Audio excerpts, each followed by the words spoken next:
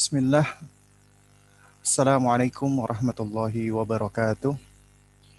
Innal hamdalillah nahmaduhu wa nasta'inuhu wa nastaghfiruh wa natubu ilaih wa na'udzu billahi min syururi anfusina wa min sayyiati a'malina. May yahdihillahu fahuwal muhtad wa may yudlil falan tajida lahu waliyyan mursyida. Asyhadu an la ilaha illallah wahdahu la syarika lah wa asyhadu anna Muhammadan abduhu wa rasuluh la nabiyya ba'dahu amma ba'du. فإن أصدق الكلام كلام الله وخير الهدي هدي محمد صلى الله عليه وعلى آله وسلم وشر الأمور محدثاتها وكل محدثة بدعة وكل بدعة ضلالة وكل ضلالة في النار أما بعد.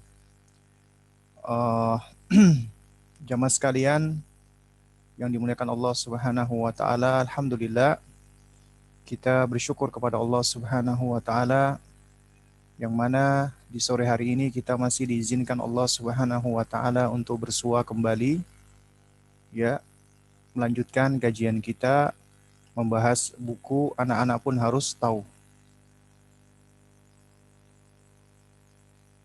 Sebentar ya.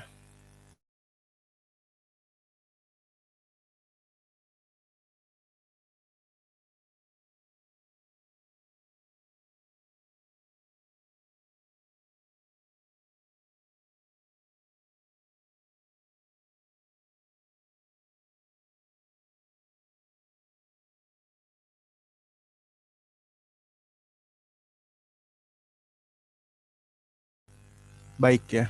Ya, mohon maaf ya.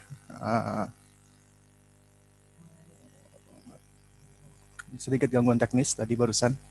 Baik, para ayah dan para bunda yang dimuliakan Allah Subhanahu wa taala. Insyaallah di kajian kita di sore hari ini kita akan melanjutkan bahasan kita, yaitu masih membahas sebuah risalah yang ditulis oleh Syekh Yazan Al-Ghanam, ya, hafizahullah taala, yaitu buku yang beliau tulis yang berjudul, ya, Ma la yasa'u auladal muslimina jahluhu, yaitu perkara-perkara yang tidak sepatutnya anak-anak kaum muslimin bodoh tentangnya atau tidak mengetahuinya, atau yang kita terjemahkan dengan judul Anak-anak Pun Harus Tahu. Dan kita di sini sudah sampai di pertanyaan yang ke-24, ya, yaitu membahas tentang al-asma was sifat, nama-nama dan sifat-sifat Allah. Di pertanyaan yang ke-24 ini, Syekh, ya, berkata dalam rangka untuk mengajarkan kepada anak-anak kita, ya, afwan ya, pertanyaan ke-23, mohon maaf ya. Sebutkan sejumlah atau beberapa nama-nama dan sifat-sifat Allah, ya. Jadi kita sebagai orang tua bertanya jawab dan kita minta kita minta kepada anak-anak kita untuk menyebutkan sebagian dari nama-nama Allah Subhanahu wa taala. Ya. Lalu kemudian kita ajarkan di antara nama-nama Allah tersebut adalah yang pertama As-Sami', yang kedua Al-Basir, yang ketiga Al-Alim, yang keempat Ar-Rahman, yang kelima Ar-Razzaq, yang keenam Al-Hayyu, yang ketujuh Al-Azim, dan seterusnya. Dari nama-nama Allah yang indah dan sifat-sifatnya yang mulia. Ini sebagian dari nama-nama Allah yang disebutkan oleh penulis. Kemudian di pertanyaan yang ke-24, baru kita tanyakan, jelaskan makna dari nama-nama tersebut. Ya, maka jawablah As-Sami artinya nak, ya, Allah Maha mendengar, artinya Allah Maha luas pendengarannya. Dikatakan Maha luas, ya, wasi, artinya pendengaran Allah itu tidaklah terbatas. Begitu luasnya. Berbeda sama manusia. Manusia itu memiliki rentang batas pendengaran. Ya, bahkan kalau kita bicara frekuensi pendengaran manusia, itu ada yang bisa didengar dan ada yang tidak bisa didengar. Allah Subhanahu wa taala tahu, bisa mendengar semuanya. Tidak dibatasi oleh, ya, keterbatasan manusia. Pendengaran Allah meliputi segala sesuatu. Ya, jadi apapun yang ada di alam semesta ini Allah bisa mendengarkan. Kalau kita manusia, ya, kita mungkin hanya bisa mendengar sesuatu yang dekat dengan kita dan sesuatu yang mengeluarkan suara. Kalau dia tidak mengeluarkan suara atau dia jauh dari kita nggak bisa mendengar. Bahkan sekiranya kita pun berusaha mendengarkan, ya, misalnya ada anak kita bicara, anak kita ada 4, masing-masing bicara ke empat-empatnya secara bersamaan, kita akan kesulitan untuk memahaminya. Itu keterbatasan kita makhluk. Kita Allah berikan pendengaran, tapi pendengaran manusia terbatas. Sementara pendengaran Allah Subhanahu wa taala, ya, itu begitu sempurna. Pendengaran Allah Subhanahu wa taala begitu, ya, paripurna, maha luas dan tidak terbatas pendengaran Allah. Allah bisa mendengarkan segala bentuk dan segala macam suara yang ada. Ya, mau itu suara manusia, suara angin, suara hewan, suara tumbuhan, atau suara-suara apapun yang ada di muka bumi ini Allah tahu. Bahkan suara yang zahir dan yang batin Allah tahu. Suara yang tampak dan yang tidak tampak Allah tahu. Nah, ini diantara, ya, nama Allah Subhanahu wa taala As-Sami'. Ya. Nah, jadi ibu-ibu sekalian yang dimuliakan Allah, ya, pada saat kita mengajarkan kepada anak kita, Allah, nak, maha mendengar, nak. Ya. Tapi pendengaran Allah berbeda dengan pendengaran kita. Allah karuniakan kita indera pendengaran. Allah berikan kita telinga. Hewan juga Allah berikan indera pendengaran. Kelinci punya telinga bisa mendengar. Anjing punya telinga bisa mendengar. Kucing juga demikian. Ya, bahkan juga, ya, jangkrik atau yang semisalnya itu mereka punya indera pendengaran dengan, ya, bentuknya sendiri-sendiri atau masing-masing. Ya.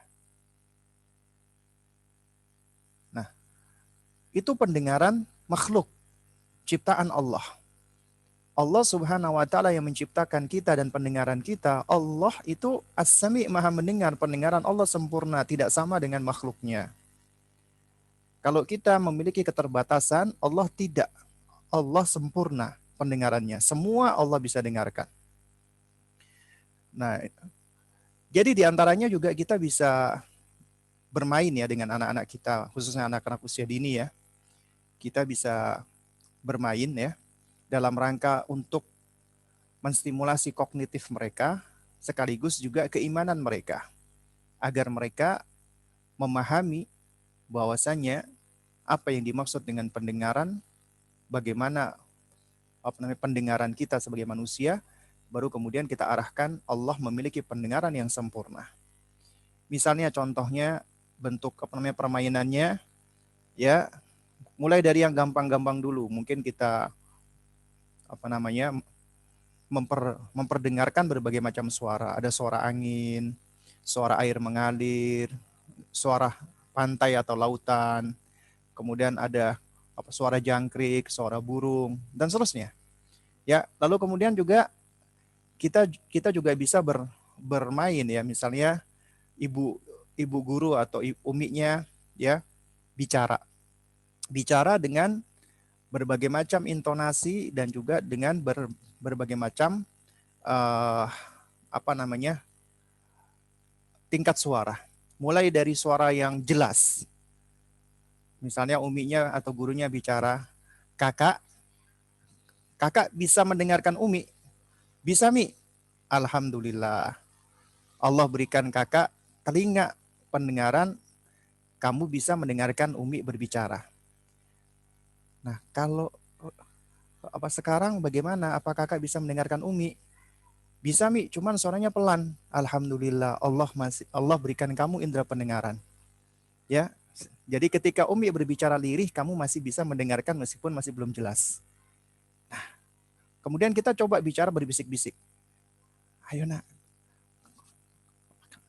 kalau Umi bicara kayak gini, kamu bisa dengar nggak?" Anak biasa ngomong, "Apa, Mi? Apa, Mi? Aduh, maaf, Mi, kakak nggak bisa dengar, Mi." Nah, padahal Umi bicara, ya, tapi kakak nggak bisa dengar. Nah, artinya Allah berikan kita pendengaran, tapi pendengaran kita terbatas. Ya, sementara Allah sendiri, Allah bisa mendengarkan semua suara. Kamu mau ngomong dengan keras, mau ngomong dengan pelan, bahkan kamu berbisik di dalam hati, Allah pun tahu, Allah bisa mendengarkan itu semua. Allah adalah Rabb kita yang maha sempurna. Jadi di sini kita menunjukkan kehebatan pencipta kita Allah Subhanahu wa taala di hadapan anak kita agar mereka takjub ya akan kemahasempurnaan Allah. Kalau udah takjub, maka yang muncul adalah kecintaan mereka kepada Rabb-nya. Kemudian Al-Basir, artinya yang maha melihat. Dan penglihatan Allah sempurna. Allah melihat segala sesuatu. Yang besar, yang kecil. Manusia itu terbatas. Manusia hanya bisa melihat apabila ada cahaya. Kalau nggak ada cahaya, manusia nggak bisa melihat.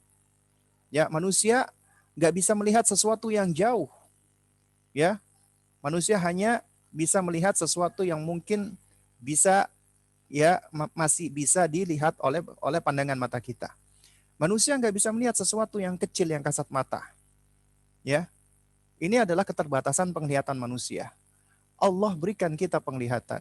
Kita bisa melihat pohon, bisa melihat batu, langit, rumah, ya abi, umi. Kita bisa membedakan warna, masya Allah.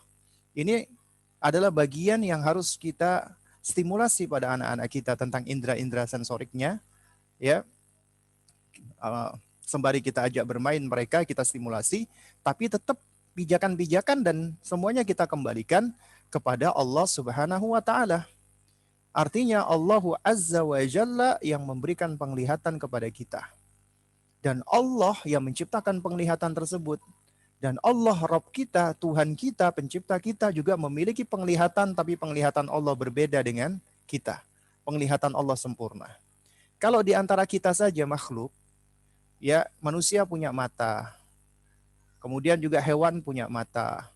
Bahkan kaki pun punya mata, disebut mata kaki. Kadang-kadang disebut mata angin, mata air, ya. Artinya kita ngerti ini artinya mata, ya. Kita sudah paham makna daripada mata. Nah, ternyata di antara makhluk sendiri, mata itu berbeda-beda meskipun diberikan nama yang sama. Ya, meskipun diberikan nama yang sama. Nah, sementara Allah Azza wa Jalla itu penglihatannya sempurna. Jadi kita juga bisa bermain, ya. Ya, misalnya anak-anak kita misalnya disuruh melihat, ya, baik itu melihat sesuatu yang jauh, ya. Jadi mulai dari yang dekat sampai yang jauh dia disuruh menebak. Kemudian juga melihat sesuatu yang ditutupi, ya. Jadi ada benda namun ditutupi, misalnya diselubungi kain, dia disuruh menebak misalnya. Nah, artinya dia nggak bisa melihat di situ, tapi Allah bisa melihat semuanya. Dan ini dalam rangka untuk membentuk di dalam benak mereka, akal mereka, merangsang kognisi mereka, bahwa penglihatan Allah begitu sempurnanya. Bahkan semut malam, bahkan semut hitam di langit yang gelap di malam hari, Allah bisa lihat, gitu loh. Bahkan ya biji sebesar apapun, sekecil apapun, ya yang jatuh, Allah bisa lihat. Jadi tidak ada satupun yang tersamar atau tidak diketahui oleh penglihatan Allah. Ini menunjukkan penglihatan Allah begitu sempurna.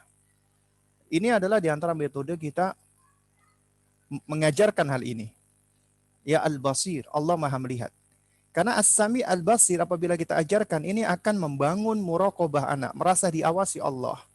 Oh, Allah mendengar, ya, artinya semua apa yang aku lakukan, apa yang aku ucapkan, aku katakan, baik di tempat ramai atau di tempat sepi, ya, baik di hadapan orang ataupun aku sendirian, Allah bisa dengar, gitu loh. Dan juga demikian Allah bisa melihat dimanapun aku berada. Entah aku bersembunyi dimanapun, di tempat yang paling sepi, Allah tetap bisa melihat. Ini akan membentuk muraqabah. Ini harus sudah ditumbuhkan kepada anak-anak kita dari semenjak mereka masih kecilnya. Ya. Kemudian Al-Alim. Al-Alim artinya Allah yang maha mengetahui. Dan pengetahuan Allah atau ilmu Allah itu meliputi segala sesuatu. Ilmu Allah fi kulli makan. Ilmu Allah itu meliputi segala tempat. Berada di mana-mana. Kalau dikatakan ilmu Allah ada di mana-mana itu benar. Tapi kalau dikatakan Allah ada di mana-mana, itu tidak benar. Artinya zatnya Allah tidak disifatkan dengan berada di mana-mana. Tapi kita sifatkan sebagaimana Allah sifati, yaitu Ar-Rahman 'alal arsy istawa. Dialah Ar-Rahman yang beristiwa di atas arsy-Nya. Tapi ilmunya Allah, pengetahuan Allah itu berada di mana-mana, meliputi segala sesuatu.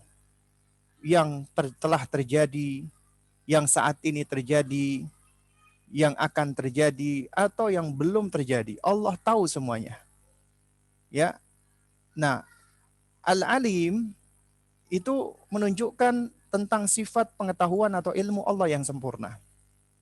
Jadi ini menunjukkan bahwasanya ilmu itu adalah salah satu sifat yang Allah miliki. Lalu kemudian Allah berikan sebagian kecil kepada manusia. Ya, Allah ciptakan manusia memiliki ilmu pengetahuan, tapi pengetahuan manusia terbatas.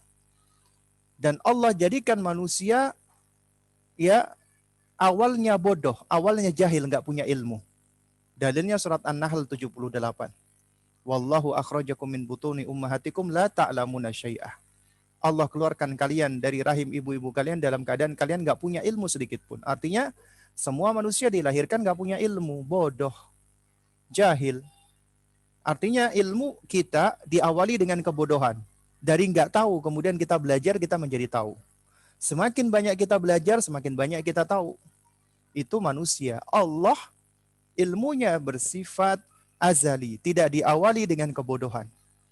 Dari awal hingga akhir Allah Maha mengetahui. Dengan pengetahuan Allah atau ilmu Allah yang sempurna. Ya. Nah, sementara manusia diawali dengan kebodohan dan seringkali diakhiri dengan kelupaan, lupa. Itu sifatnya manusia. Ya. Sebagaimana dikatakan sumyal insanu insanan linisyanihi. Manusia itu disebut insan karena memang suka nisyan, suka lupa. Dan manusia yang menjadi yang menunjukkan keterbatasan ilmunya adalah mereka seringkali lupa, tidak ingat, ya. Nah, sementara Allah ilmunya tidak diawali dengan kebodohan dan tidak diakhiri dengan lupa atau alpa. Artinya Allah Maha sempurna ilmunya, pengetahuannya Allah Maha sempurna, ya. Nah, ini adalah poin-poin atau perkara-perkara yang wajib diketahui oleh orang tua. Jadi bukan sekedar ya Allah Maha mengetahui, enggak. Allah tahu semuanya. Contoh misalnya kita juga bisa mengajarkan kepada anak-anak kita, misalnya anak kita. Ya. Misalnya kita tanya, "Kakak, itu teman kamu si fulan yang sekarang ada di rumahnya. Nah, kamu tahu nggak sekarang dia lagi ngapain?" Ya nggak tahu lah, Mi. Ya. Nah, kita nggak tahu kenapa? Karena kita nggak bisa melihat dia. Ya, karena kita nggak punya pengetahuan dengan sesuatu yang tidak bisa kita lihat. Ya, oleh karena itu, ya dari sini anak-anak akan belajar bahwasanya dia tidak mengetahui sesuatu yang tidak dia lihat misalnya saat itu. Dia nggak tahu temannya lagi ngapain. Sementara Allah tahu temannya lagi ngapain. Allah tahu ya tadinya temannya ngapain, temannya akan ngapain. Allah tahu semuanya. Karena pengetahuan Allah sempurna. Ya. Pengetahuan Allah sempurna. Jadi sekecil apapun Allah akan tahu. Apalagi besar. Ya. Nah, ini menunjukkan betapa sempurnanya pengetahuan Allah. Kemudian Ar-Rahman, artinya yang maha luas kasih sayangnya. Sifat rahma yang wasi'ah, yang luas. Meliputi semua makhluk Allah. Baik itu makhluk hidup maupun benda mati. Allah bersifat rahmah. Ya, dan semua hamba dan makhluk berada di bawah rahmatnya Allah Subhanahu wa taala. Allah ciptakan dari asalnya tidak ada menjadi ada. Itu rahmah, kasih sayang Allah. Dari awalnya tidak berupa sesuatu apapun, kemudian Allah ciptakan menjadi sesuatu yang bisa disebut. Sesuatu yang bisa diberikan atribut. Ya. Ini semua tidak lepas dari sifat rahmahnya Allah Subhanahu wa taala.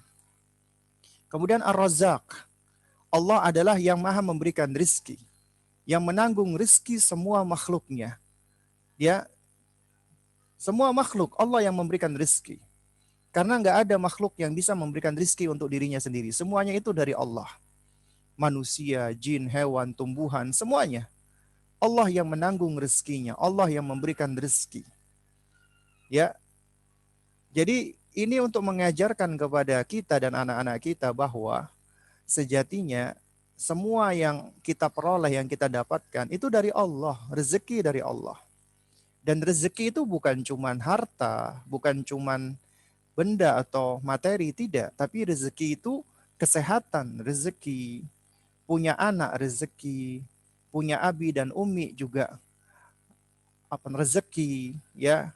Kita masih memiliki waktu untuk belajar itu juga apa rezeki, ya. Ini adalah bagian dari rezeki yang Allah berikan kepada hamba-hambanya, ya. Nah, karena Allah Ar-Razzaq, Allah yang mengkaruniakan berbagai macam rezeki ini, ya.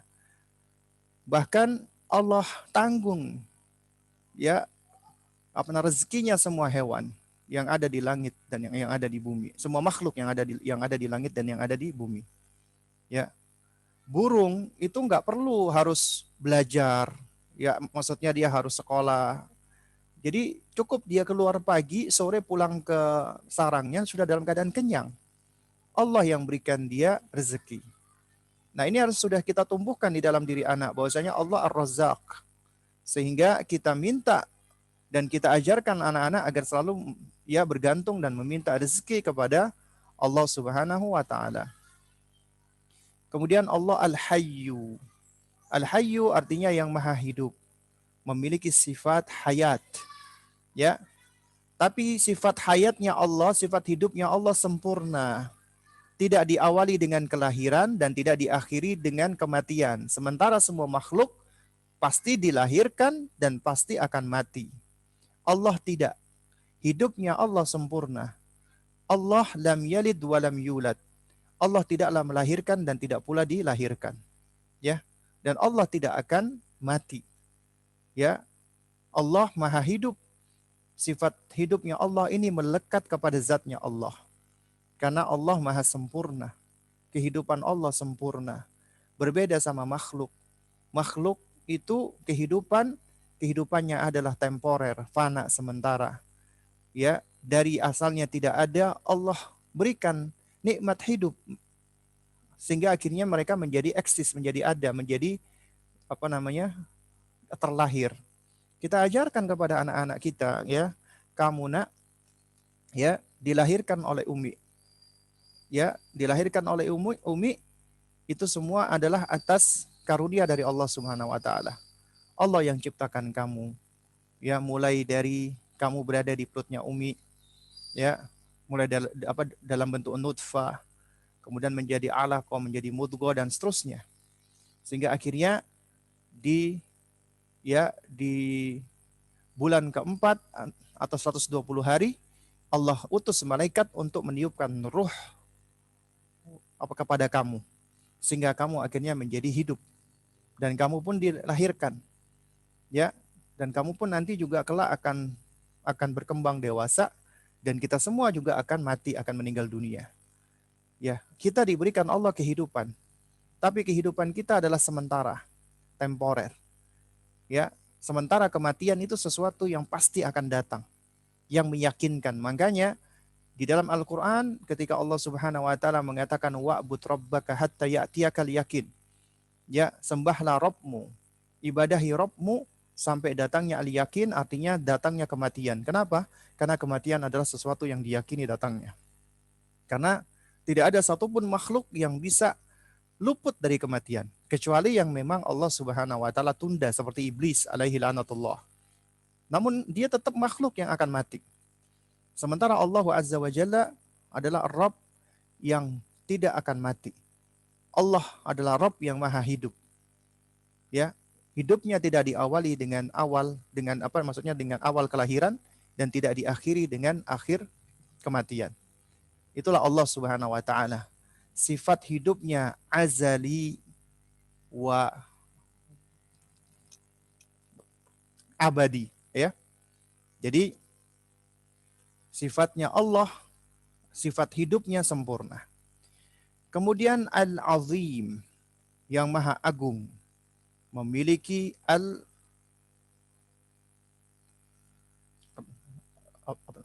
Al-Azama artinya keagungan. Ya, artinya Allah memiliki keagungan, kebesaran dan kesempurnaan di dalam segala hal. Ya, Allah Al-Azim, yang maha besar, maha agung, maha hebat di dalam segala hal. Apapun yang Allah lakukan, apapun yang Allah perbuat, nama-namanya, sifat-sifatnya, itu semua mengandung keagungan, mengandung kebesaran, kesempurnaan, dan dahsyat, dan hebat. Itulah Allah Subhanahu wa taala, Al-Azim. Ya. Nah, ini adalah sebagian dari nama-nama Allah Subhanahu wa taala, ya, yang perlu kita ajarkan kepada anak-anak kita. Baik, jamaah sekalian yang dimuliakan Allah Subhanahu wa taala, ya, izinkan saya share coret-coret, ya. Ya. Baik. Jika kita belajar tentang al-asma was sifat, ya, nama-nama dan sifat-sifat Allah Subhanahu wa taala, ya. Nah, itu sebenarnya banyak sekali ya faidah dan manfaat, ya, kita mempelajari apa? Nama-nama dan sifat-sifat Allah Subhanahu wa taala ini. Ya. Baik. Nah, jamaah sekalian yang dimuliakan Allah, di antaranya adalah apa? Di antaranya, ya,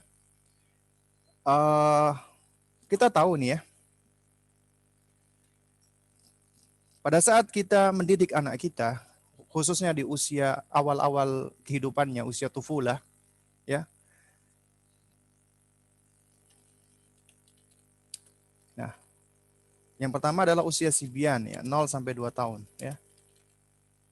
Ini indera yang berkembang adalah indera pendengarannya mereka. Ya. Dan ini adalah fase tasmi' wa talqin.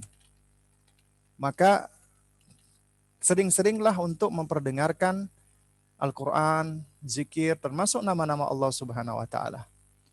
Kita memperdengarkan Allah Ar-Rahman, Ar-Rahim, Al-Malik, Al-Quddus, As-Salam, ya, Al-Aziz, Al-Jabbar, Al-Muhaimin, ya, dan seterusnya. Ya, itu kita sering tasmi' dia agar dia sudah terbiasa pendengarannya mendengarkan lafzul jalalah, nama-nama Allah yang mulia dan sifat-sifatnya yang sempurna. Kemudian kita talqin dia, ya, talqin. Mulai dari kalimat tauhid, la ilaha illallah, la ilaha illallah, la ilaha illallah. Lalu kemudian juga kalimat-kalimat zikir, Allahu Akbar, Subhanallah. Ini juga mengandung asma dan sifat Allah Subhanahu wa taala. Ya. Lalu kemudian di usia gulam 2 sampai 7 tahun, ya. Ini memang fase di mana pendengaran dan penglihatannya sudah optimal, ya. Nah, dan ini adalah fase di mana, ya, kognisinya sedang berkembang. Tapi masih belum optimal. Nanti di usia 7 tahun umumnya itu sudah mulai optimal, ya. Di usia gulam, ya. Nah, usia ini adalah usia di mana mereka masih secara perkembangan kognisi itu masih pemikiran secara konkret, ya. Nah, dan kita tahu ini di antara metode-metode Al-Quran dan metode Rasulullah itu dengan cara tamsil, dengan cara memberikan perumpamaan-perumpamaan, ya. Seperti misalnya di dalam surat Luqman, ya, ketika Luqman mengajarkan kepada anaknya, ya, mengajarkan tentang konsep al-muraqabah, ya. Coba, ya, saya copy pastekan, ya, di dalam surat Luqman, ya, bagaimana metodenya Luqman alaihissalam ketika mengajarkan anaknya muraqabah dengan cara melakukan tamsil, ya. Itu di dalam surat Luqman ayat ke-16, ya. Ntar saya copy dulu ya. Nah, ini dia. Dan ini adalah metode yang sangat baik sekali ketika kita hendak mengajarkan anak-anak kita ya.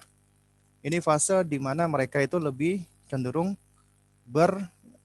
pemikiran konkret ya. Artinya kemampuan mereka untuk memahami perkara yang abstrak itu masih sangat terbatas. Nah, Luqman itu mendidik anaknya dengan metode tamsil. Dan metode tamsil ini adalah metode yang banyak kita dapati di dalam Al-Quran. Ya. Metode tamsil itu adalah metode, kalau bahasa sederhananya adalah ya mengkonkretkan sesuatu yang abstrak. Kita memberikan masal, memberikan perumpamaan, contoh agar lebih mudah dipahami. Jadi takribul faham. Apa yang dilakukan Luqman di dalam surat ini ya? Surat Luqman ayat 16. Luqman berkata, "Ya bunayya innaha in taku mithqala habbatin min khardalin." Ya kata Luqman, "Wahai anakku," ini khitab ya, kalimat seruan, panggilan yang mengandung ya sisi afektif. Jadi kalau kita perhatikan ya metodenya Luqman itu sempurna. Ya, mengandung afeksi dan kognisi. Jadi menyentuh perasaan dan memuaskan akal. Itu metodenya Luqman. Mulai dari nasihat pertamanya, ya bunayya, ya la tusyrik billah, inna syirka la dzulmun adzim. Juga demikian ketika beliau mengajarkan tentang konsep al-muraqabah. Dan al-muraqabah ini adalah salah satu benteng dan salah satu cara kita menumbuhkan imunitas yang kuat pada anak dari keburukan. Ya bunayya, wahai nak, innaha intaku mithqala habbatin min khardalin. Ya, ya kata Luqman alaihissalam ya, sesungguhnya apabila ada sesuatu ya itu sebesar mithqal itu artinya adalah apabila ada sesuatu yang sebesar habbatin. Habbatin artinya adalah biji. Ya, biji. Min khardalin, biji dari sawi. Nah, kalau Anda pernah melihat biji sawi itu kecil. Ya, seperti butiran pasir. Anda ngambil satu butir pasir, itulah bijinya sawi. Ukurannya kurang lebih seperti itu. Dan ini adalah sesuatu yang masih bisa diindra. Dari benda-benda kecil yang ada, itu ditunjukkan oleh Luqman alaihissalam. Yaitu apa? Apabila ada sesuatu nak, ya sebesar atau seberat biji sawi, kemudian bukan cuman sebesar atau seberat biji sawi doang kata Luqman, fatakun fi sakhratin, ya. Dan biji sawi itu ada di sakhra, ada di dalam batu. Nah, jadi diajak anaknya untuk melihat sekelilingnya. Ini adalah metode. Ya, dan kita pun juga sama, kita harus mengajak anak-anak kita untuk memperhatikan dirinya dan sekelilingnya. Ya. Ini adalah salah satu bentuk tamsil. Pengkonkretan tapi yang lurus, yang benar. Bukan yang ngawur ya. Ya. Nah, jika ada biji nak, dan biji itu ada di batu. Anak-anak kita tentunya tahu batu dong. Ya kan? Nah, kira-kira kita sebagai manusia tahu nggak? Bisa melihat nggak? Kita nggak akan bisa melihat dan nggak akan bisa tahu karena pengetahuan kita dan penglihatan kita terbatas. Aufis samawat, atau bahkan di langit. Biji tersebut misalnya ada di langit. Ya. Misalnya satu biji ini berterbangan di langit. Kita mungkin tahu nggak? Nggak bakal tahu begitu luasnya langit ini. Aufil ardi, atau di muka bumi ini. Jadi diajak memperhatikan mulai dari yang paling dekat dulu, batu. Kemudian disuruh ngelihat langit. Kemudian balik lagi ngelihat ke bumi, ya. Itu disuruh memperhatikan. Kemudian kata Luqman alaihissalam, ya'ti bihallah. Allah tahu dan Allah akan mendatangkannya. Artinya Allah akan membalasnya. Artinya apabila kita punya amalan, perbuatan, sekecil apapun, ya nggak ada orang satupun yang tahu, tapi Allah tahu, gitu loh. Allah akan balas itu semua, baik itu perbuatan baik ataupun buruk.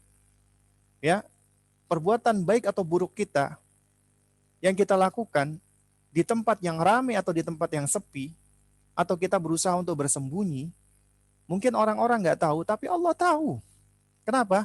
Innallaha latifun khabir. Nah, ditunjukkan ya asma dan sifat Allah. Karena sesungguhnya Allah Maha Latif. Latif itu artinya maha teliti, maha halus, maha cermat.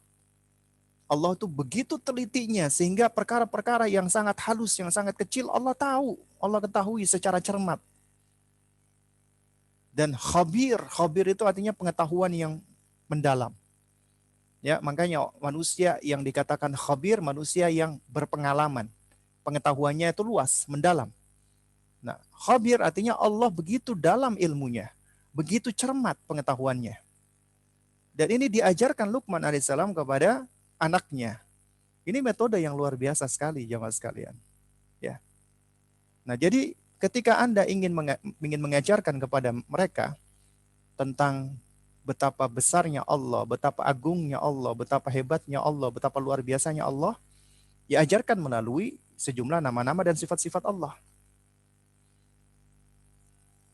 Karena dengan mengajarkan mereka nama-nama dan sifat-sifat Allah, jadi mengenal nama-nama dan sifat-sifat Allah itulah yang akan menjadikan kita semakin mengenal Allah. Apalagi nama-nama Allah begitu indahnya. Husna itu adalah puncak yang paling tinggi dari keindahan. Kita tahu ada Hasan, artinya baik. Ada Ahsan, lebih baik. Husna paling baik, paling tinggi kebaikannya. Nama-nama Allah itu paling tinggi kebaikannya dan paling tinggi keindahannya, puncaknya keindahan. Dan sifat-sifatnya Allah itu adalah al-uliyah, yang mulia, yang paling tinggi pula. Nah, apabila seseorang itu dia mengenal nama-nama yang indah dan sifat-sifat yang mulia, maka secara fitrah akan tumbuh cintanya karena dia takjub begitu sempurnanya, begitu luar biasanya. Dan ini adalah cara kita untuk menumbuhkan cintanya anak-anak kita. Kenapa? Karena yang namanya mahabbah, apalagi mahabbatullah, mencintai Allah, namanya al-hubbu, mahabbah, itu diawali dengan ma'rifah, dengan mengenal. Gak mungkin kita bisa mahabbatullah, mencintai Allah, kalau kita gak mengenal Allah. Demikian pula bagaimana kita bisa mencintai Rasulullah sedangkan kita tidak mengenal Rasulullah. Dan apabila yang kita kenali ini adalah Allah, zat yang maha sempurna, maka akan semakin bertambah kecintaan kita. Semakin kita kenal Allah, semakin kita mengetahui nama-nama dan sifat-sifat Allah dan begitu sempurnanya dan indahnya nama-nama Allah, maka akan semakin bertambah kecintaan kita kepada Allah. Apabila Anda ingin menjadikan anak Anda cinta kepada Allah, ajarkan ini. Ini adalah esensi substansi daripada tauhid, yaitu tauhid al-asma was sifat. Ya, sebagaimana kita tahu, tauhid itu ditaksim, dibagi, diklasifikasikan oleh ulama menjadi 3. Meskipun ada yang membagi menjadi 2, intinya sama. Tauhid rububiyah, tauhid uluhiyah, dan tauhid asma was sifat. Dan tauhid asma was sifat ini adalah pokok daripada ilmu. Karena ini adalah ilmu yang mempelajari tentang Allah. Mengenal Allah subhanahu wa ta'ala. Dan kita ya jamaah sekalian, tidak bisa mengenal Allah kecuali dengan jalan yang telah diajarkan atau yang diberitahu oleh Allah subhanahu wa ta'ala. Nah, jadi jamaah sekalian memuliakan Allah. Ya, kita tahu nih ya, bahwasanya Allah karuniakan kepada kita instrumen. Ya, instrumen atau alat atau tools ya, untuk bisa meraih ilmu. Meraih ilmu atau meraih pengetahuan. Knowledge atau ma'rifah.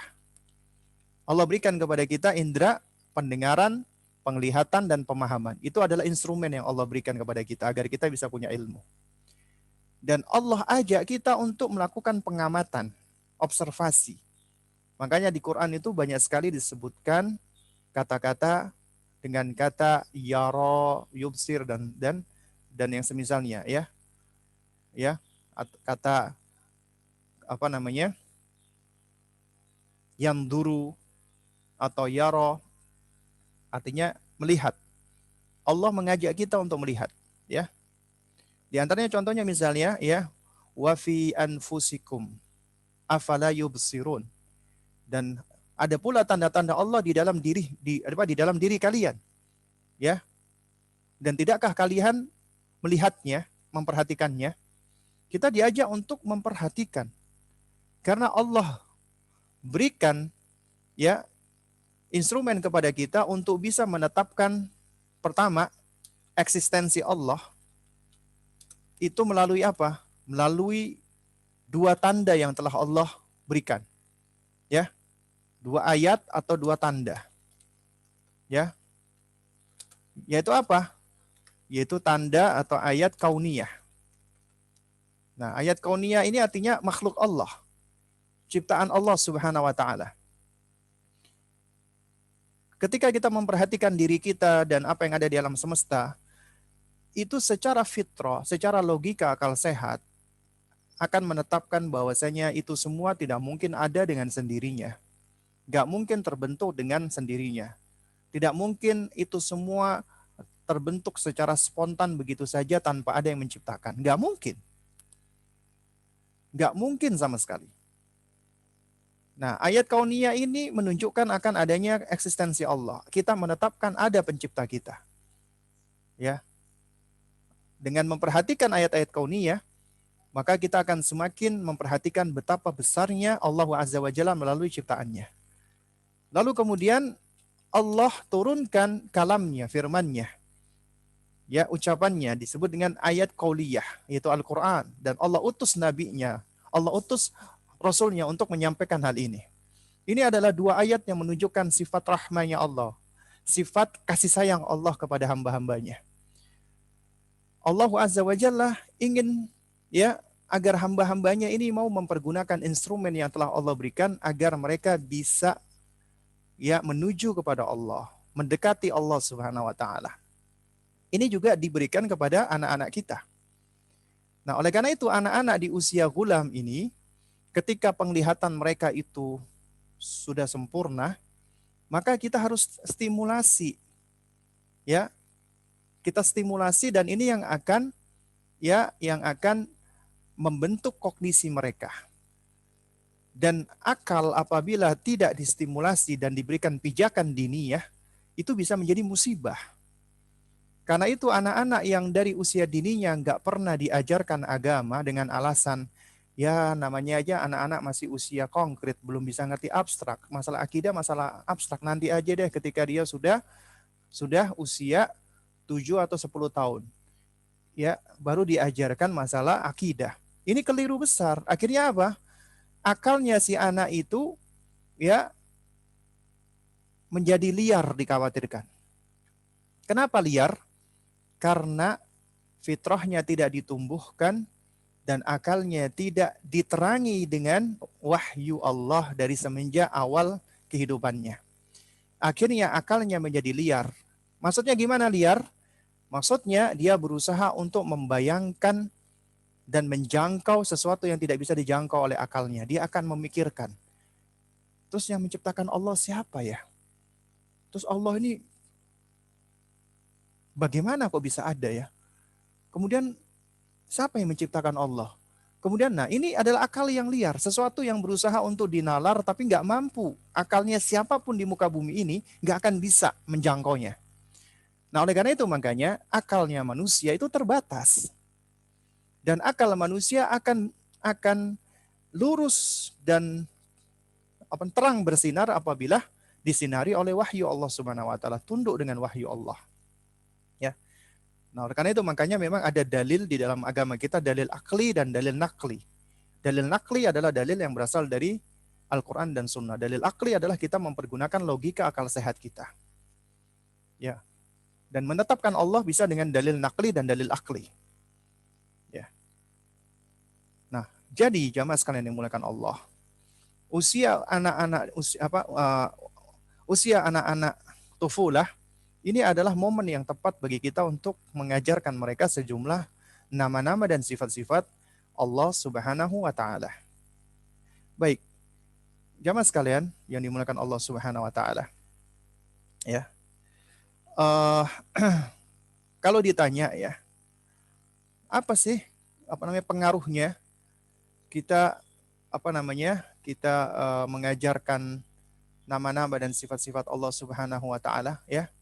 Nah, di antara buah ya, kita mendidik mereka, mentarbiyah mereka ya dengan asma wa sifat, ini akan melahirkan karakter-karakter yang mulia.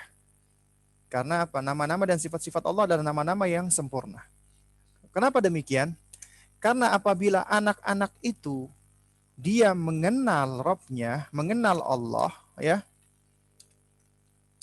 artinya mengenal Allah itu nama dan sifatnya, nama Allah yang indah dan sifatnya yang mulia.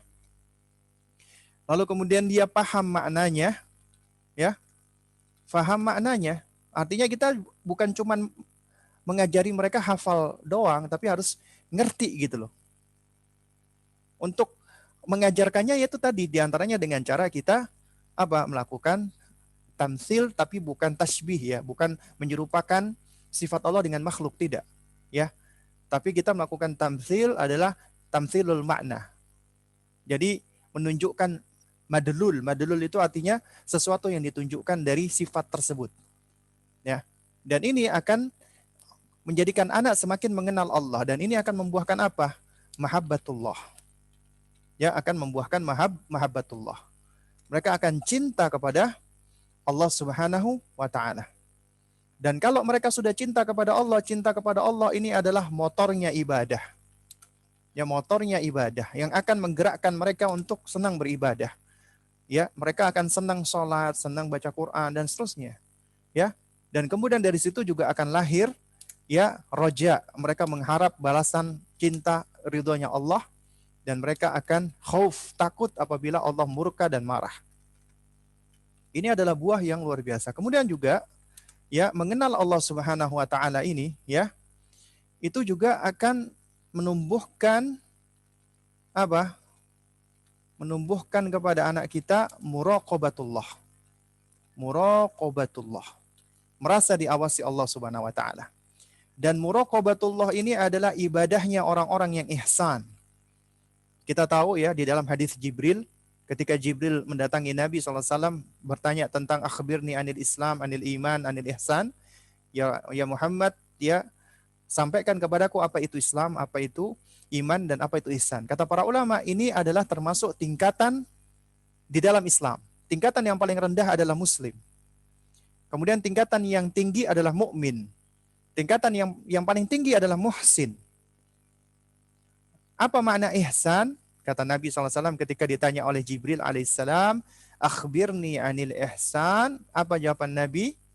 An ta'budallaha ka'annaka tarahu fa in lam takun tarahu fa innahu yarak. Engkau beribadah kepada Allah seakan-akan engkau bisa melihatnya, atau kalau engkau tidak melihatnya maka sesungguhnya Allah melihatmu. Dan ini adalah ibadah hamba-hamba yang khas, hamba-hamba yang khusus. Hamba-hamba yang dirinya ya itu memiliki kecintaan kepada Allah. Kalau istilahnya adalah orang-orang yang al-arif billah, yang mengenal Allah, al-arif billah. Ya.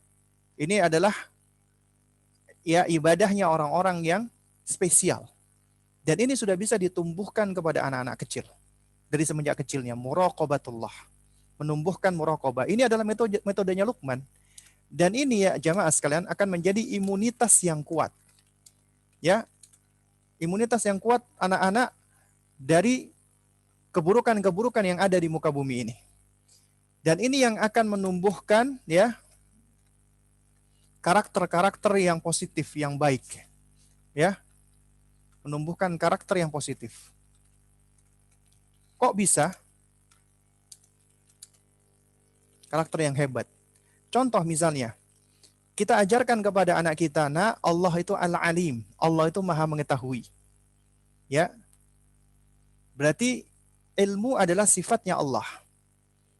Nah, sehingga ketika kita tahu Allah itu adalah memiliki sifat berilmu, ilmunya Allah sempurna, ya maka ya berarti apabila kita berusaha untuk mencari ilmu, ya maka ilmu itu adalah sesuatu yang dicintai Allah Subhanahu wa taala. Dengan mempelajari al-alim, akhirnya akan menjadikan anak senang dengan ilmu, mencintai ilmu. Tentunya ilmu yang dimaksud adalah ilmu yang dapat mendekatkan seorang hamba kepada Rabb-nya yang berangkat dari Al-Quran dan Sunnah. Dia akan senang untuk belajar. Karena dia tahu nih. Kemudian juga dia akan menumbuhkan karakter yang hebat, misalnya karakter pemberani. Tidak menjadi karakter yang penakut dan pengecut. Loh kok bisa? Bisa. Ya, saya waktu itu ya mungkin sudah sempat atau pernah bercerita ya. Ya ini di dalam sebuah buku ya, buku yang sangat bagus sekali ya, yang ditulis oleh Dr. Amani ya, Dr. Amani apa Romadi ya.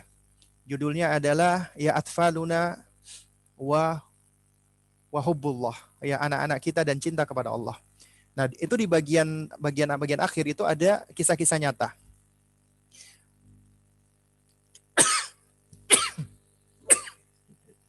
Yaitu ada kisah-kisah nyata. Nah, di antara kisah-kisah nyata yang disebutkan di situ adalah ada seorang ibu ya yang suaminya mungkin sedang dinas atau tidak ada. Dia punya 2 anak, seorang putri usia 4 tahun, usia TK, dan bayi laki-laki. Ya. Lalu kemudian suatu hari si adik bayi yang laki-laki ini sakit.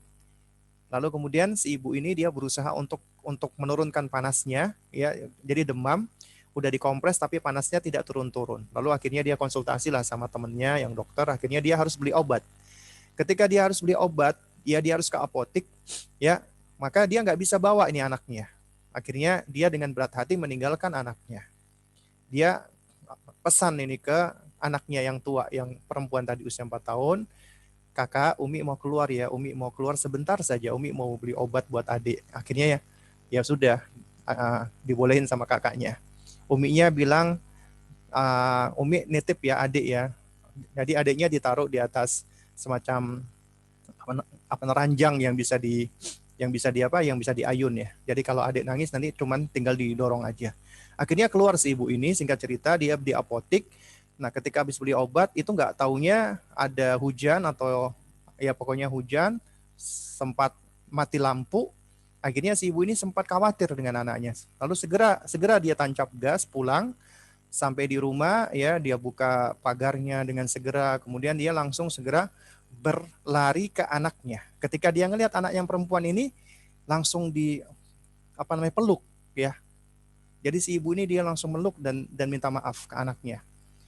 Dia bilang, dia kurang lebihnya tuh kakak,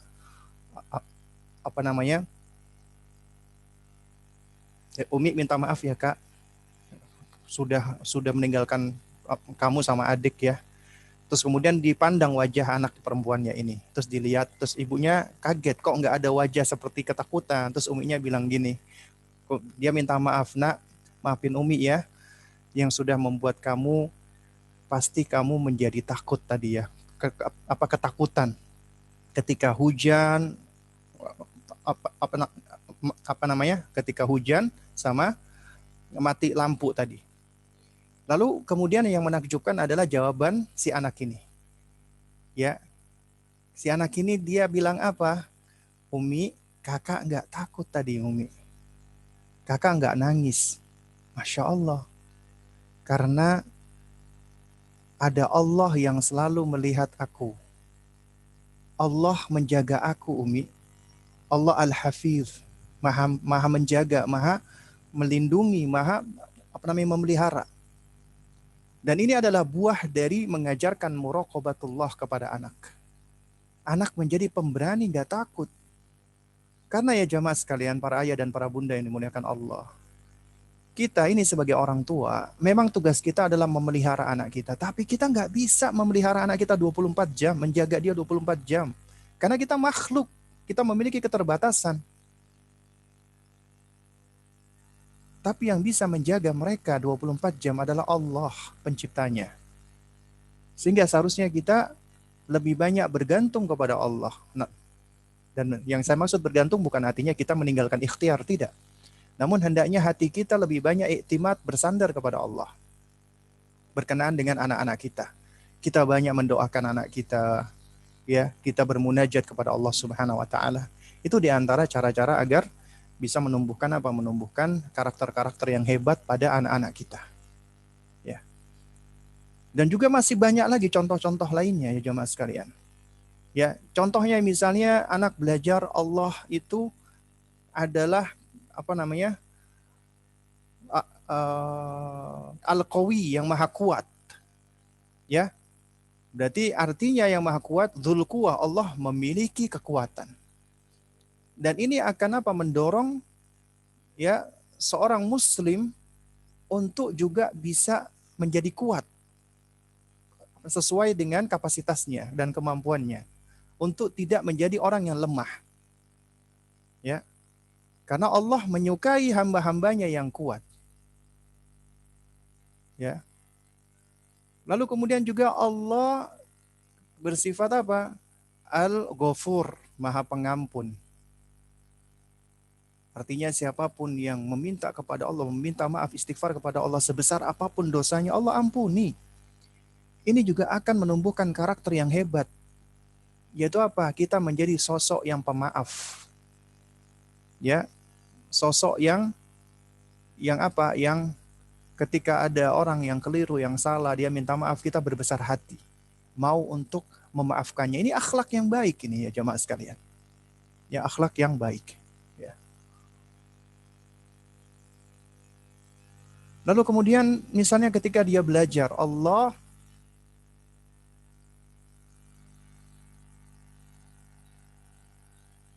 Ar-Razzaq misalnya. Allah Maha memberikan rezeki. Ya.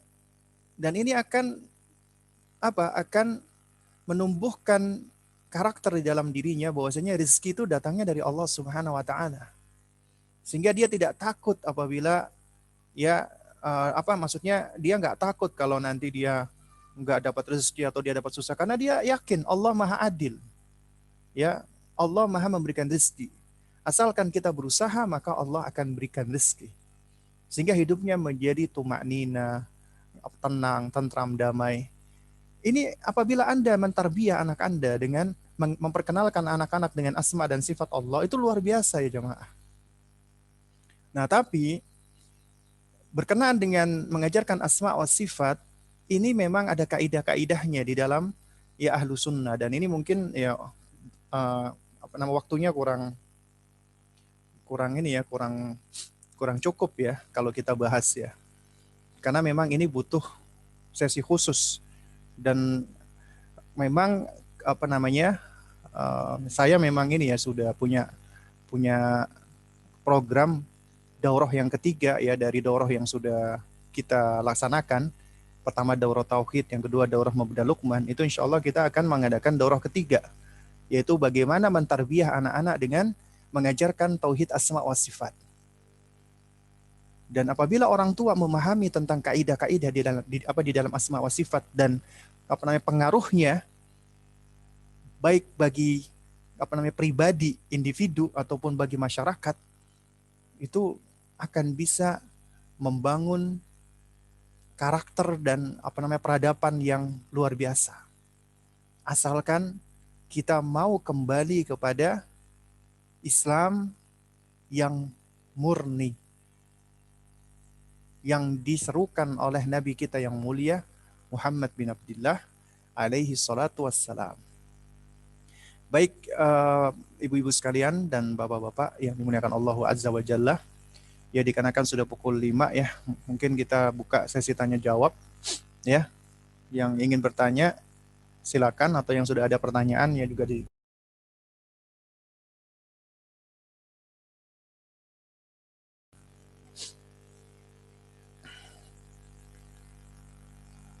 saya coba cek di WhatsApp ya.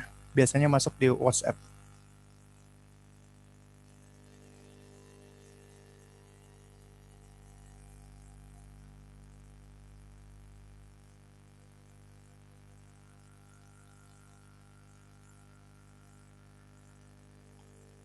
Ya, sepertinya ini ya, belum ada ya.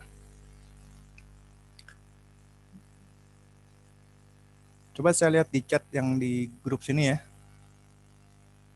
Chat di grup juga di Zoom juga masih belum ada. Oh, ini sudah ada nih. Ustadz, saya izin bertanya. Saya pernah membaca buku ketika menjelaskan tentang Allah itu dengan percobaan air diberi gula. Lalu diaduk-aduk. Anak-anak disuruh cicil, cicip mungkin ya, cicip satu-satu dan ditanya apa rasanya. Ada yang bisa lihat gula di dalam air? Itulah Allah, bisa kita rasakan tapi tidak bisa dilihat. Saya menolak untuk praktek itu. Baik. Jemaah sekalian dimuliakan Allah Subhanahu wa taala ya. Ya, yang perlu untuk kita pahami ya. Jadi ini adalah metode yang sebenarnya di dalamnya ada salahnya, tapi juga apabila ditempatkan yang benar juga bisa baik. Ya, maksud saya bisa benar. Ya, nah,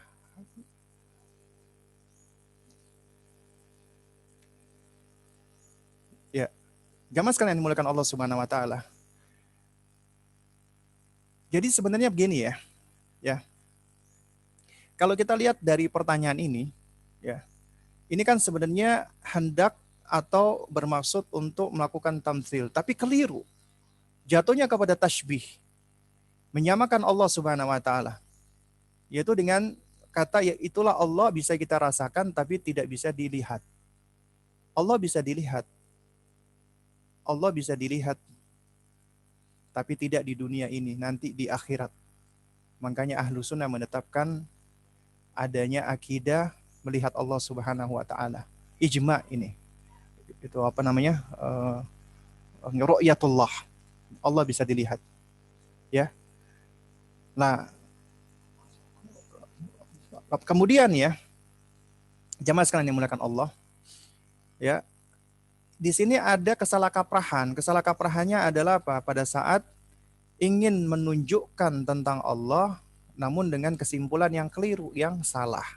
Ya, yang mana ini jatuhnya kepada tasbih dan ini adalah suatu hal yang membahayakan.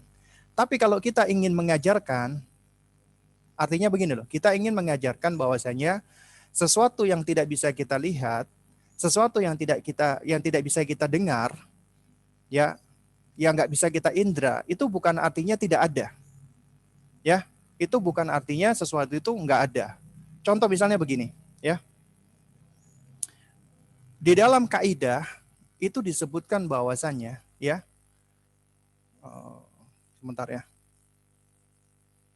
Coba saya share screen lagi ya. Coretan-coretan tadi ya. Ya. Nah, di dalam kaidah itu sempat disebutkan begini ya, ya. Itu apa namanya?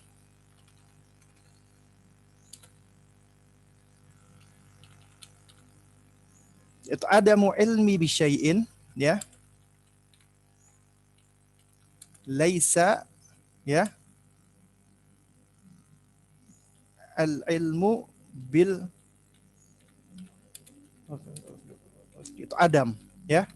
Artinya ketidaktahuan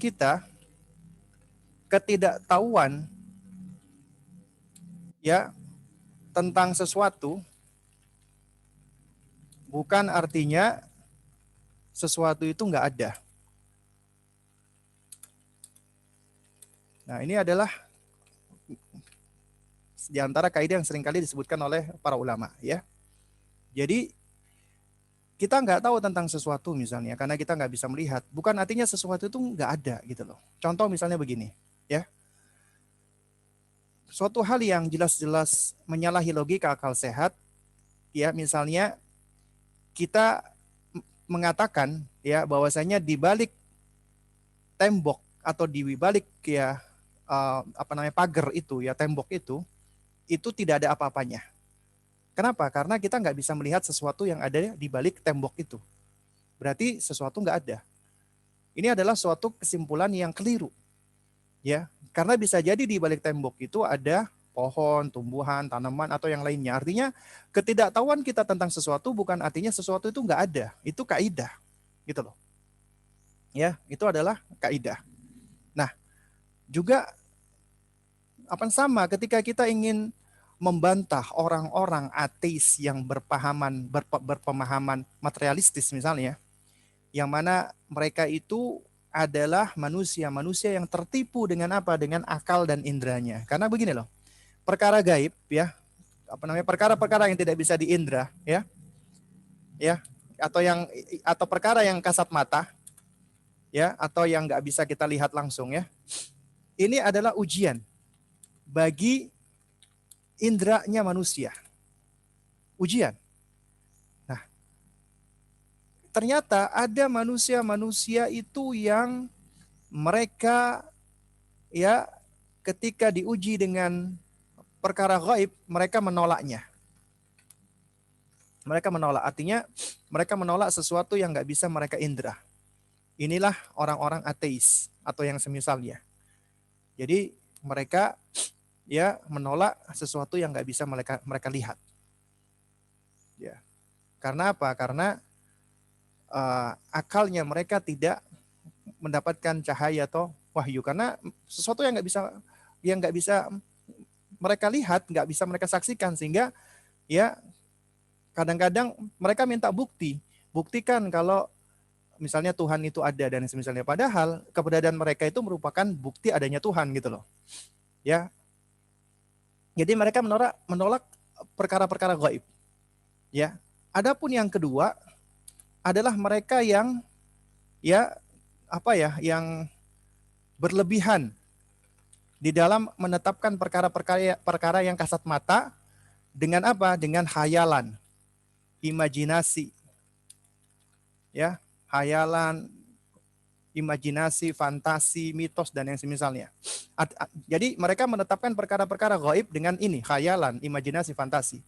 Jadinya apa? Jadinya ya tahayyul, khurafat. Kayak misalnya mereka meyakini akan adanya ya dewa-dewi, adanya leluhur-leluhur yang memiliki kekuatan ya, yaitu kayak kejawen, animisme, dinamisme. Ini semua adalah bagian dari itu tadi. Jadi ada kaum yang mereka berlebihan, ada kaum yang mereka ya tafrid, dan ada yang ifrat. Ya. Nah, kita Islam alhamdulillah Allah berikan kita akal yang Allah berikan hidayah tunduk dengan wahyu. Artinya kita nggak akan menetapkan perkara keimanan, kita nggak akan menetapkan perkara gaib kecuali itu ada dalilnya dari Al-Quran ataupun dari Sunnah. Kalau ada dalilnya dari Quran dan Sunnah, maka kita tetapkan perkara gaib itu. Nah, ini adalah bagian kaidah dari agama kita. Nah, jadi kita bisa bantah nih orang-orang ateis. Ya, itu diantaranya apa? Diantaranya kita bantah logika berpikir mereka. Contoh misalnya, ya, mereka meyakini adanya listrik nih.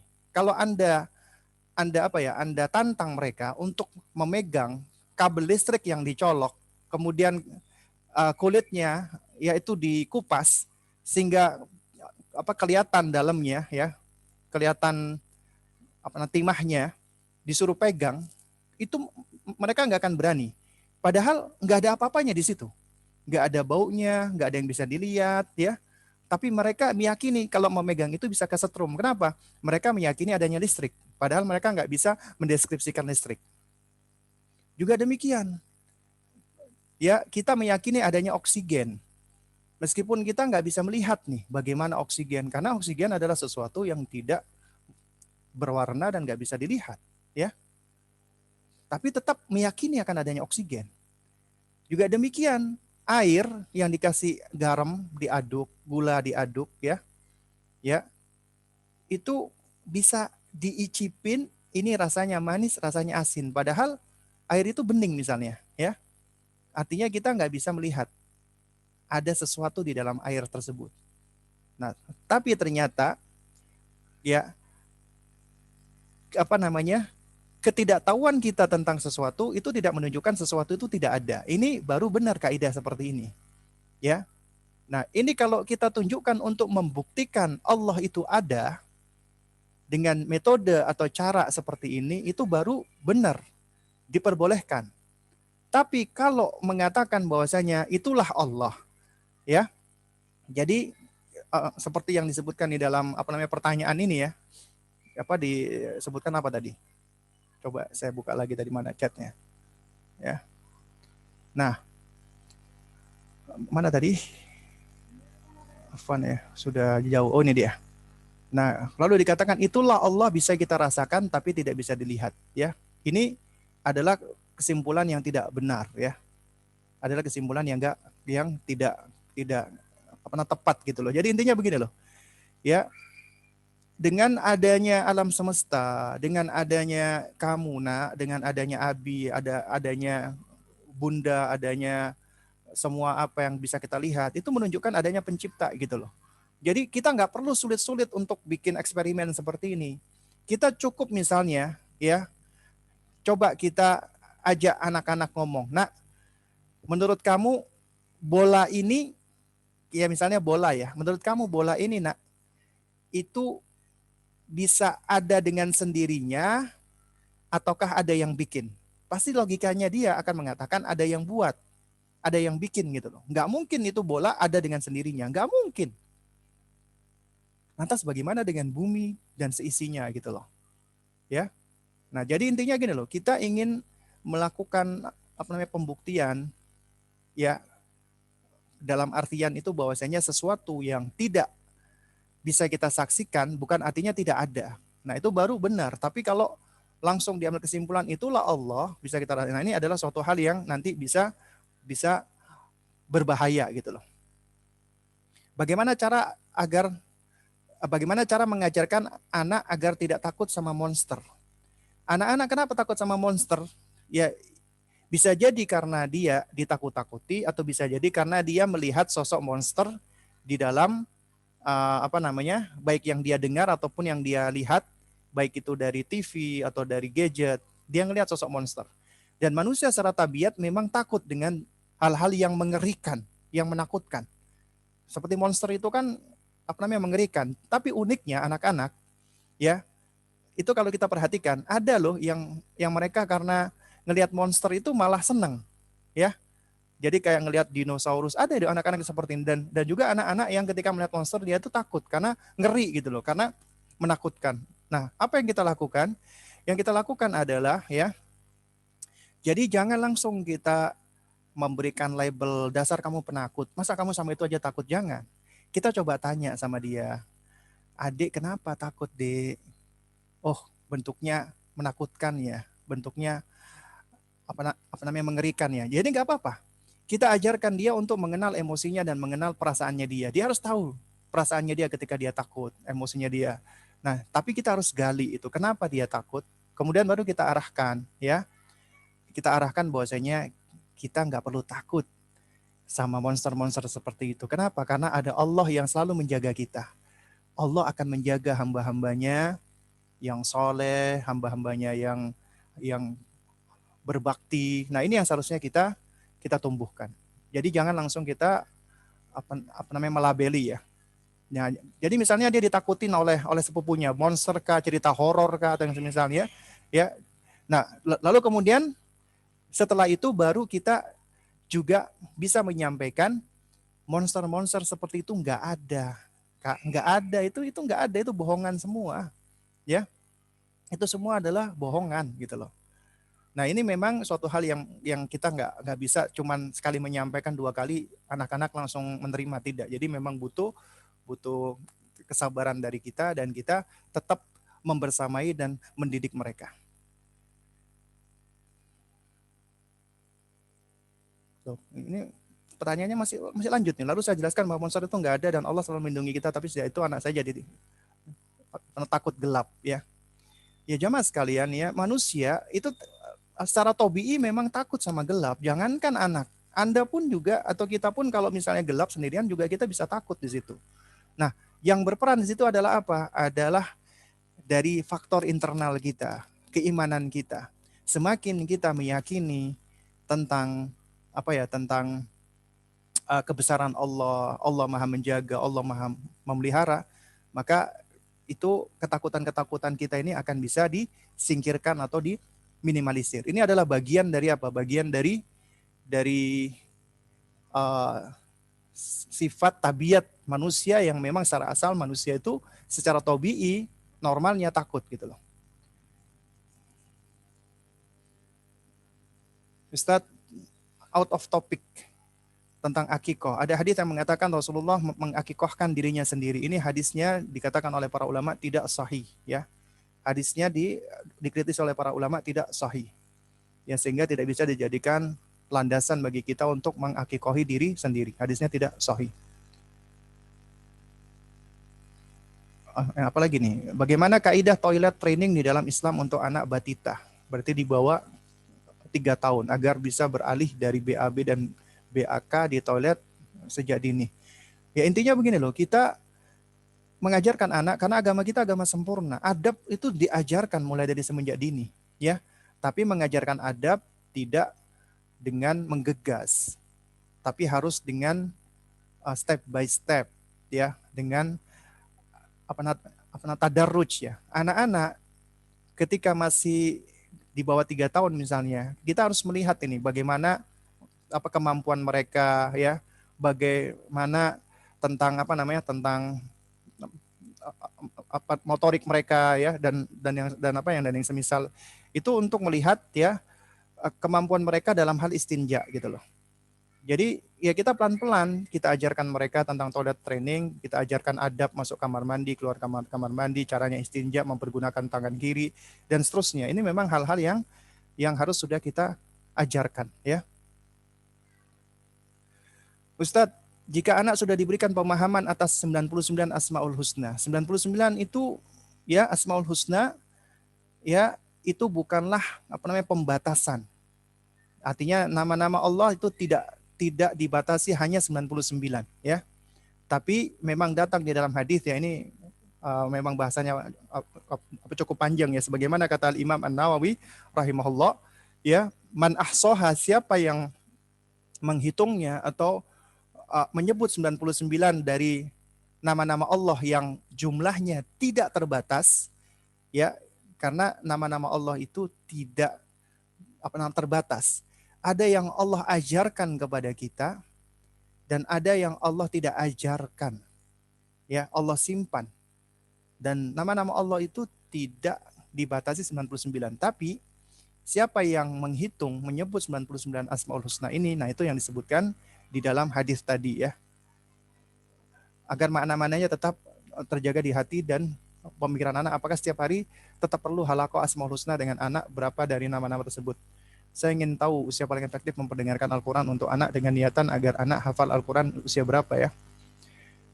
Apakah setelah pengenalan Asmaul Husna ini agar tumbuh dulu rasa cinta anak pada Allah, apa paralel dengan pengenalan Asmaul Husna ini? Jadi gini loh, ya, jemaah sekalian, ya. Kaidahnya adalah, ya, sebelum mengajarkan Al-Quranul Karim adalah al-iman qoblal Quran, mengajarkan dulu masalah keimanan sebelum mengajarkan Al-Quran, ya. Bukan artinya kita nggak ngajarin Al-Quran belas atau sama sekali, tidak, bukan. Kita tetap wajib untuk mengajarkan Al-Quran, tapi yang paling utama, paling fokus adalah mengajarkan keimanan. Keimanan berarti kita mengajarkan tauhid. Tauhid berarti kita mengajarkan, ya, tauhid rububiyah, uluhiyah, dan asma wa sifat, ya. Yaitu dalam rangka untuk ma'rifatullah, mengajarkan mereka tentang mengenal Allah. Mengenal Allah nggak akan bisa lepas dari tauhid rububiyah, uluhiyah, dan asma wa sifat. Dan ini, ya, memang membutuhkan, khususnya para orang tua harus ngerti ini, konsep tauhid itu seperti apa. Ya, kalau orang tuanya misalnya masih belum ngerti, maka tentu akan kesulitan, ya. Dan ini memang nggak bisa dijelaskan secara detail dalam waktu yang singkat seperti ini. Jadi kalau misalnya nanti ada daurah tauhid tentang masalah berkenaan dengan masalah tauhid ini, ya, itu hendaknya kita bisa meluangkan waktu untuk ikut, ya.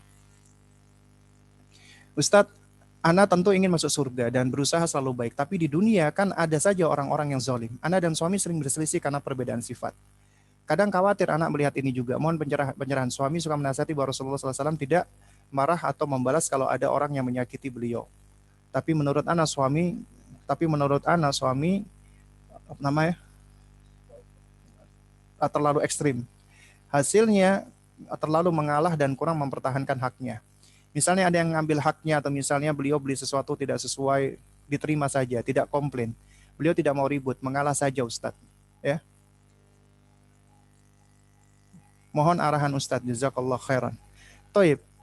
Ya, nasihat saya yang pertama adalah seharusnya ibu bersyukur kepada Allah Subhanahu wa taala punya suami yang seperti ini. Ini suami yang langka, Bu. Suami yang apa namanya penyabar. Umumnya laki-laki biasanya itu ya apa ya? Maksudnya sulit untuk bisa bersabar ya. Apalagi kalau itu udah berkaitan sama haknya. Jadi ya ini sang penanya ini harus harus banyak bersyukur kepada Allah Subhanahu wa taala ya.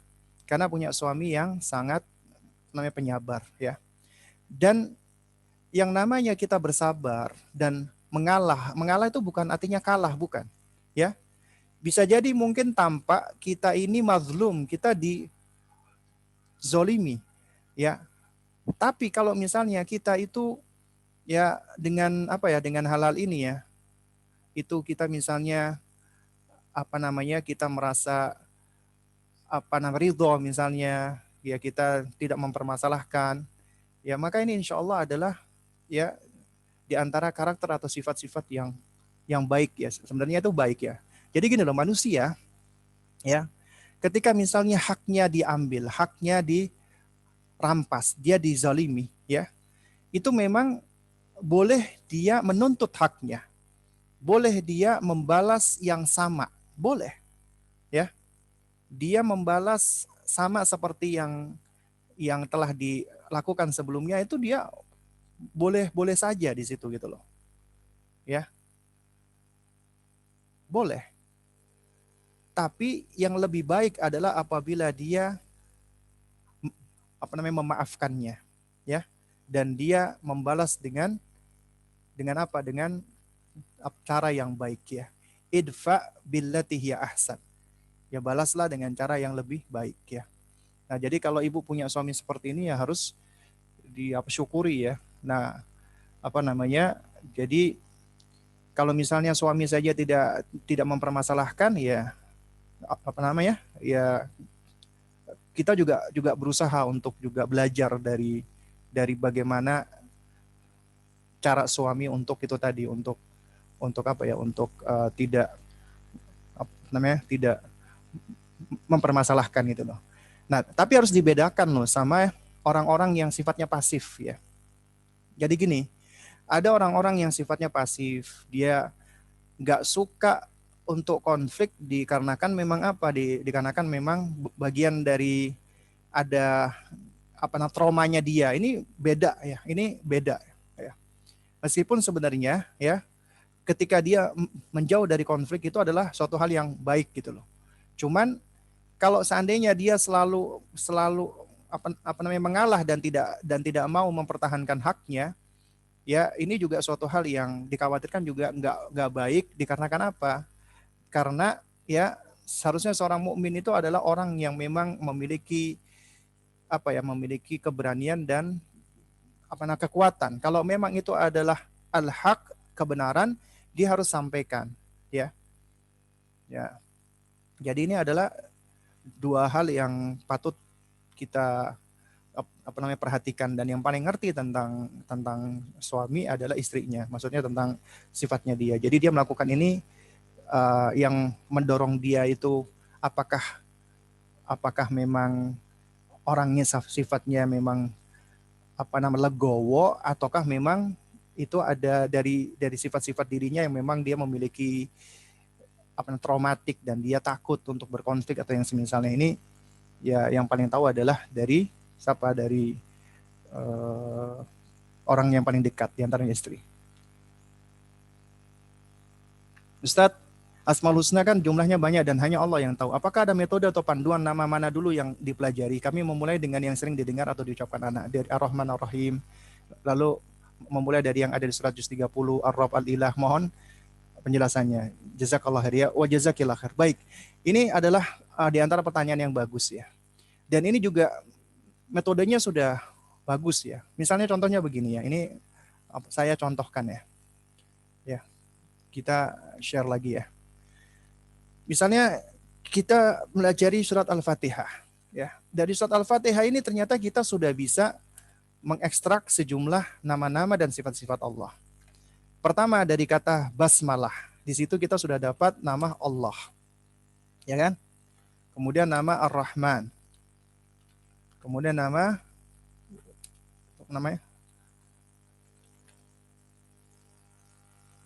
Ar-Rahim ya.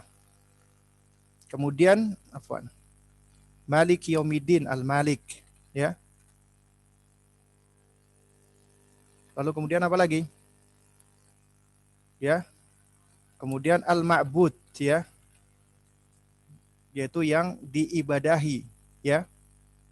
Nah, ini sebenarnya ya maknanya sama dengan Al-Ilah ya atau Al-Ma'bud ya. Kemudian ya iyyaka na'budu wa iyyaka nasta'in. Jadi nama yang berikutnya lagi itu Al-Mu'in, yang maha menolong. Karena hanya kepada Allah kita meminta pertolongan, kita beristi'anah kepada Al-Mu'in ya. Kemudian Al-Hadi, ya yang maha memberikan petunjuk, karena kita berdoa ihdinas siratal mustaqim, tunjukilah kami ya Allah jalan yang lurus ya. Ya. Kemudian siratal ladzina an'amta alaihim, jadi Al-Mun'im, yang maha memberikan nikmat ya. Ya. Nama ghairil maghdubi alaihim waladhdallin ya. Baik. Jadi ini adalah di antara sejumlah nama yang bisa kita ambil ya, kita petik dari surat Al-Fatihah. Ya, jadi Allah Ar-Rahman Ar-Rahim Al-Malik Al-Ilah Al-Mu'in Al-Hadi Al-Mun'im ini bisa kita ajarkan kepada anak-anak kita. Juga misalnya kita belajar dari Muawwidhatain ya. Muawwidhatain atau misalnya yang dulu Al-Ikhlas dulu misalnya. Ya. Nah, misalnya Qul huwallah Allah ya. Ya. Allah Al-Ahad. Allah As-Samad ya. Ya, lam yalid wa lam yulad ya. Wa lam yakul lahu kufuwan ahad.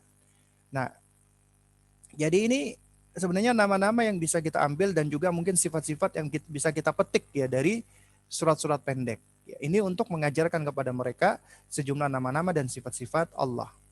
Di antaranya adalah Allah tidak diperanakkan dan tidak pula Allah beranak ya. Dan tidak ada yang serupa dengan Allah Subhanahu wa taala. Nah, ini di antara contoh. Ustaz, bagaimana mengajarkan anak untuk tidak takut dengan suara petir, sirena atau suara bising? Ya jamaah sekalian, yang namanya ketakutan itu ada ketakutan yang bersifat tabi'i ya. Yang merupakan tabiat ya, bukan suatu hal yang jelek, yang buruk. Misalnya anak takut dengan badut misalnya, atau takut dengan suara keras. Ini suatu hal yang normal sebenarnya. Kita nggak perlu terlalu khawatir. Yang penting adalah kita membersamai, kita mengajarkan mereka ketika takut adalah kita minta pertolongan kepada Allah, kita bertawud kepada Allah, kita ajarkan ada Allah yang selalu menjaga kita, yang memelihara kita ya, dan kita harapkan adalah ketakutan-ketakutan anak kita insya Allah akan hilang ya. Ya wallahu taala alam bissawab. Baik, ini sepertinya semua pertanyaan sudah dijawab ya. Iya. Baik ya. Toib ya, jamaah sekalian dimuliakan Allah ya, sepertinya semua pertanyaan sudah dijawab semua ya, dan ini pas sudah pukul 17.29. Mungkin kita akhiri dulu sampai di sini ya.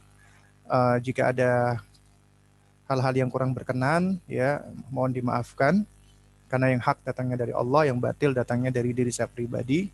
Kita tutup dengan kafaratul majlis. Subhanakallahumma wa bihamdik asyhadu an la ilaha illa anta astaghfiruka wa atubu ilaik. Wassalamualaikum warahmatullahi wabarakatuh.